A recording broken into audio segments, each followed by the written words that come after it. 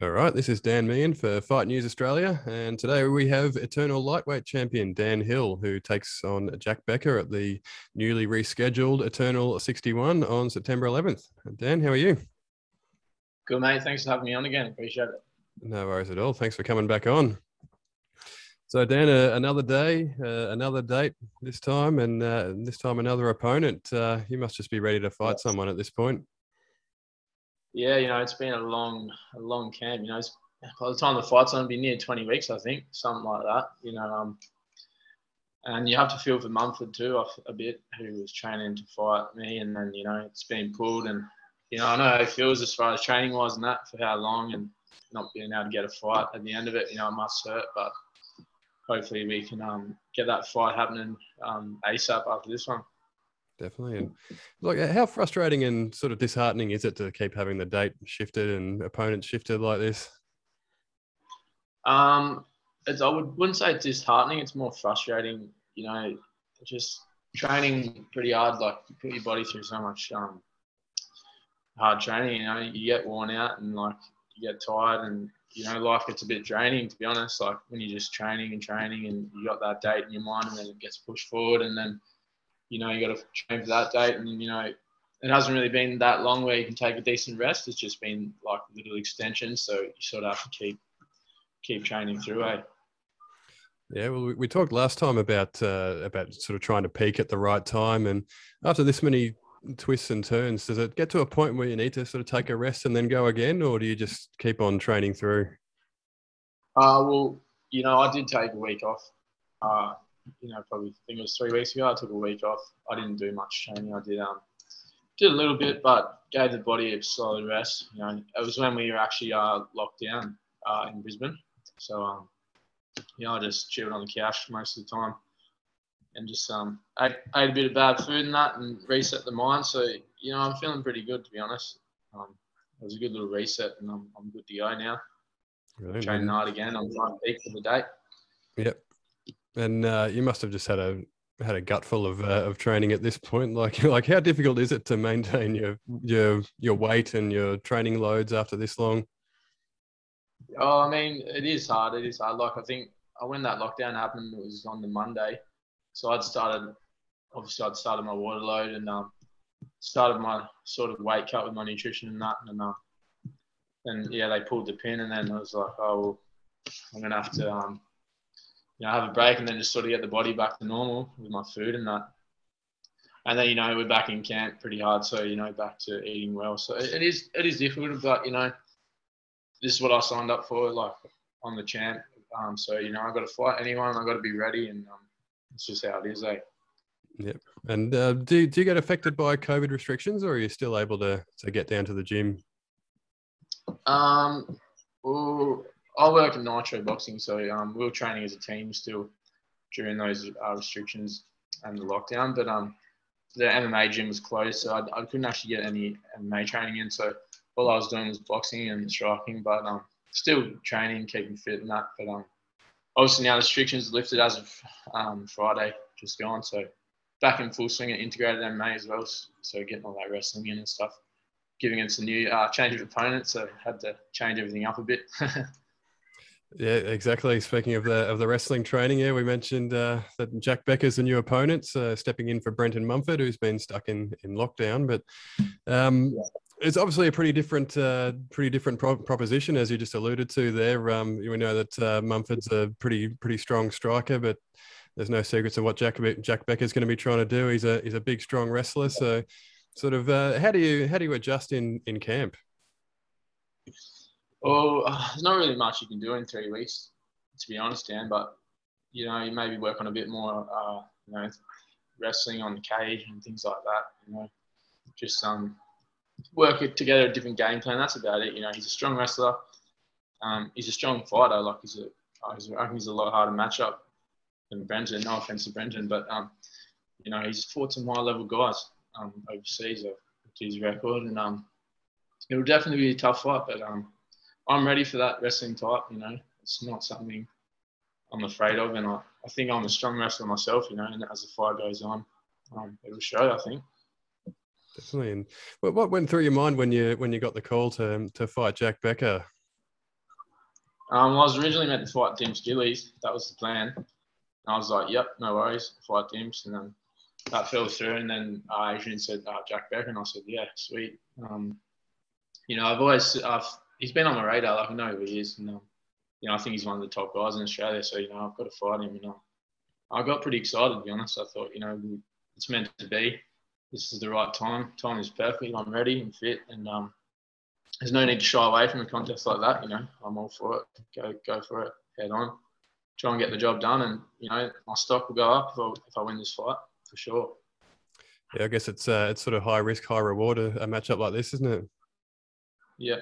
No, it's definitely one of these matchups. Gets me, really excited to get up and train and, you know, just knuckle down in the last 3 weeks and just really focus. And I'm looking forward to it. And props to Eternal or Cam for getting me the fight. You know, I know he tried pretty hard to get me a matchup.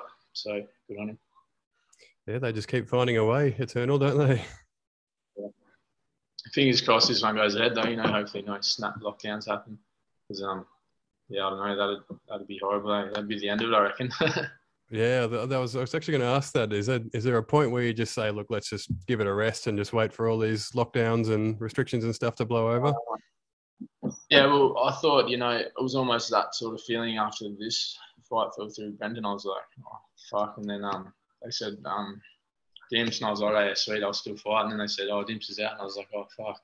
Like, when's it going to end? You know, I'm pretty tired and I'm ready to fight. So I reckon if this one fell through, I'd probably say to Eternal, like, I need to have a bit of a break. Like, I've got a few little niggles and that going on, and I've been dealing with them, like, through the whole camp. And it's been pushed back so much, you know.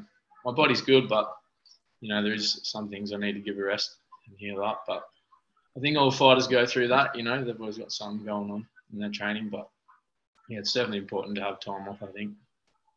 Definitely. And so when you close your eyes and visualize this one, how do you see yourself getting it done?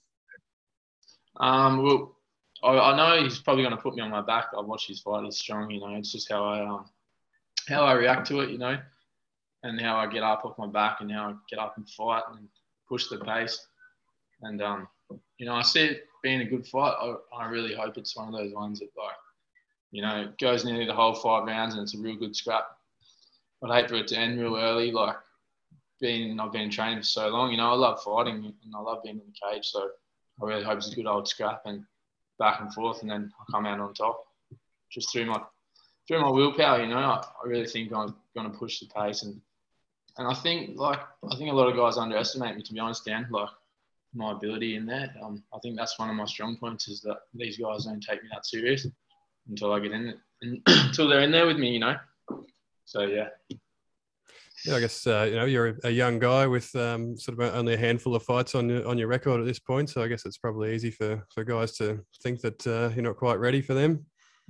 Yeah, exactly. But rest assured, I'm at the top of my game right now. I've been training for a long time, and I'm fit as a fiddle. And, you know, I'm pretty dangerous. So yeah, I'm going to show that in a few weeks' time. Yeah. And do you feel you got unfinished business with Mumford, or you owe him a matchup later on? Oh yeah, of course. You know, I really want to get that fight too. Like, he's sort of a veteran in Australia. You know, he's ranked. I think he's ranked number 1 on Topology in the rankings, actually. So, you know, he's definitely someone I have to fight to prove that I'm the best. You know, but I think this fight with Jack is a lot better if I win this one. You know, I think that gets me to the top of the list and fight everyone else underneath that. You know. Would you be looking for a quick turnaround after this one, since you and Brentin are probably in good shape, or are you ready for a rest at this stage? Well, it's obviously depends how this fight goes. You know, it might be an absolute war and might bang the body up a bit and that. But I hear Cam might be having a show in December, but we'll wait and see. You know, I'd be ready for December if that was the case. So if not, I have to have a rest up and then go next year. But if there was that show in December, yeah, rest assured I'll be ready for sure. Yeah, I think I heard a little whisper that might be down here in Melbourne as well, December. Oh, really? I haven't heard that. That'd be all right, eh? Maybe I've said too much. Sorry, Cam. I think I've only had one fight outside of Gold Coast. I can't remember, yeah, so it'd be good to go away interstate somewhere else and have a fight in someone else's backyard, eh? Absolutely. Now, your teammate at Integrated MMA there, Tim Schultz, has also lost his opponent. Is he staying in camp in the hope of a match up with you? Yeah, he's still training hard. I was training with him on Tuesday night. Actually, Friday night just gone as well, doing some wrestling. So he's still hoping for a match up from Cam, but it's looking pretty grim at the moment. But fingers crossed he gets one, and all that training pays off. But it's a trick of a sport sometimes. These things happen. So yeah. Yeah, I think they've got a bit of a limited pool of fighters to pick from at the moment, given that all the surrounding states are in lockdown. Yeah, you're right. It's only really people like, I think Jack's obviously from Perth. I'm not sure what the quarantine is or quarantine rules with that. I think he might have to quarantine when he leaves home or something. I'm not sure, but yeah, he must want the fight pretty bad, so that's good. Yeah, I must say I was surprised that out of all the replacements, they picked a guy from Perth. But yeah, he's obviously just happy to get in there and scrap. So yeah, credit to him. Yeah, well, I think he thinks he's more than ready to fight me, and that's fine. Like, he's got double the fights I've had, and he, hopefully he's taking it pretty serious. I hope he is, and he's a professional, so I'm sure he will be. So absolutely. Now, Dan, before I let you go, I always like to hand over and see if you've got any sponsors or anyone you'd like to shout out. I'll just give a big shout out to Nate from Alpha Heckling again, and also Scott from Form Up Construction, my two good friends and my main sponsors that helped me through these camps and pay for the expenses that come along with them. It's not easy being a fighter, and how much it costs to train and eat right and all that stuff and supplements. So shout out to the boys. Thank you. Absolutely. Well, Dan, thank you so much for stopping by once again, and all the best at Eternal 61. Sweet. Thanks, Dan. Thanks for having me on, mate.